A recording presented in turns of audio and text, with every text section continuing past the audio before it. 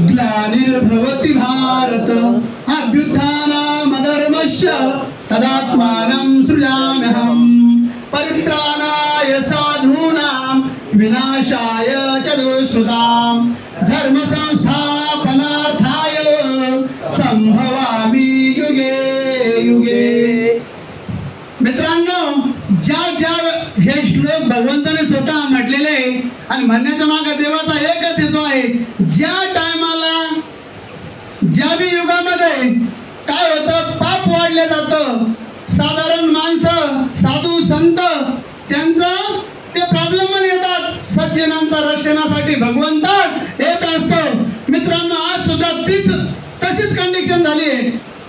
मला सांगा, आज जे तर शेतकरी नाविलाजाने त्याच्या गोबीवरती त्याच्या टोमॅटोवरती डिलेगेट वगैरे फवारतोय आणि ते डिलेगेट फवारलेली जी गोबी आहे ती साधारण जे साधू संत सज्जन आहे सर्वांच्या कुठे चालले, ते केमिकल कुठे चालले, पोटात चाललंय।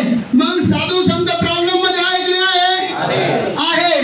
आणि आपल्या पूर्वजांनी जी भगवंताने जी काळी आई बनवली आहे ती काळी आईसाठी जे आहे ना, तर भगवंताने आपल्या या ठिकाणी 10 अवतार घेतलेले आहे। सांगतात की जग खूप मोठा आहे पण भारतच भूमी या ठिकाणी अवतार का घेतलं जातं। तसं मित्रांनो, आपण मिरची लावत असतो आणि मिरची लावताना कधी पण आपण जे रोप टाकतो त्यासाठी आपण जमीन कशी निवडतो, अशी उताराची निवडतो की चांगली निवडतो।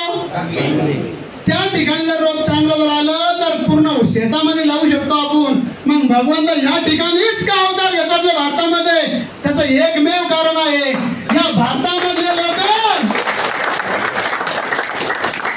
हमारे देश के इस किसान के समझ में आ जाएगा, उसके हाथ में ग्रो विजन जैसे ऑर्गेनिक प्रोडक्ट चले जाएंगे तो इंडिया तक ही सीमित नहीं रहेंगे और पूरे वर्ल्ड को दे सकते हैं कि नहीं दे सकते।